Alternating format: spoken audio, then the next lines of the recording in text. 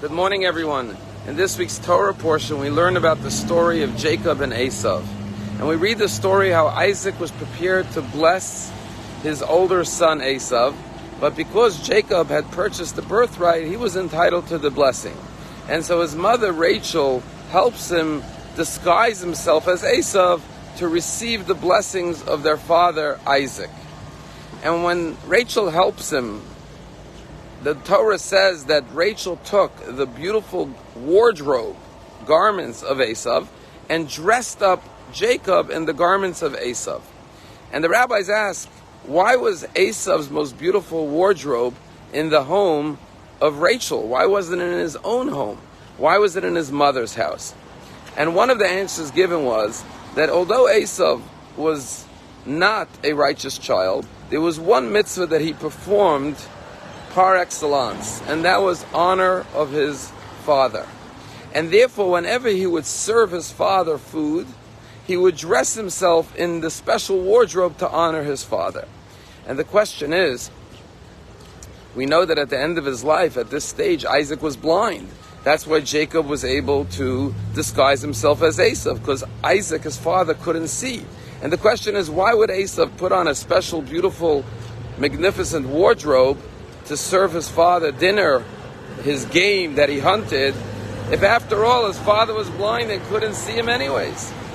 And here we learn a very powerful lesson. And that is, King Solomon says that Kamayim hapanim el panim kein lev adam al lev adam, which means as a face reflects itself in the water, so too does one heart reflect another heart.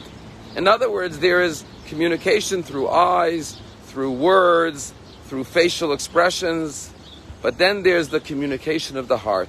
One heart understands another heart.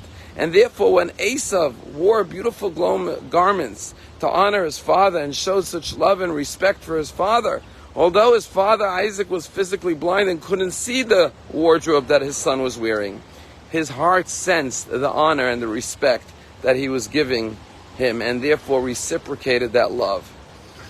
You know, tragically, Israel is trying to rescue its 240 hostages who were taken into captivity. And just 2 weeks ago, we had the mother of Noah Marciano speak in our shul. Adi Marciano spoke about her 19-year-old daughter who was taken captive. And the mother said at the time, I have no verification, but I know that my daughter is alive. I feel it. And everyone in the room who heard her on Shabbat morning knew that this was true, because one heart could feel another heart, especially a mother's heart.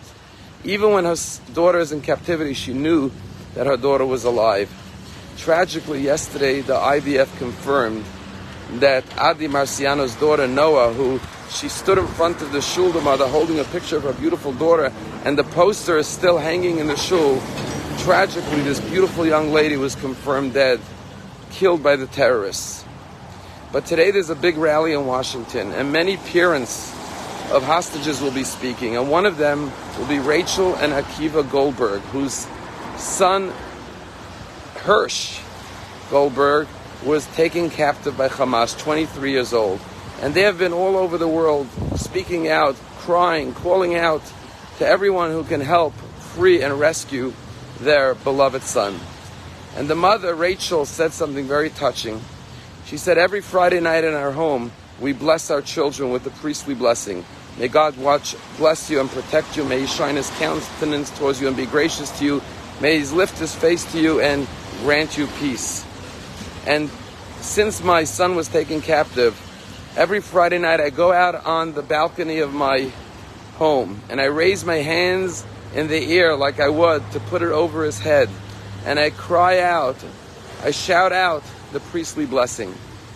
And the reason she does this is because she believes that even though her son is in captivity, he will feel, although he can't hear it physically, but he will feel her love and her blessings in the most spiritual, profound way. His soul will know that his mother is blessing him.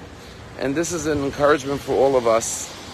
We can pray for the hostages. We can think about them and advocate on their behalf and do good deeds on their behalf. As we did this Friday night, we had a Shabbat dinner for all of them. And although they physically may not be aware of it, we know that as one heart feels another heart, the other heart reciprocates. They will feel our love, they will feel our prayers, they will feel our unity and our embrace. And God willing, very soon the IDF, with God's blessings, will succeed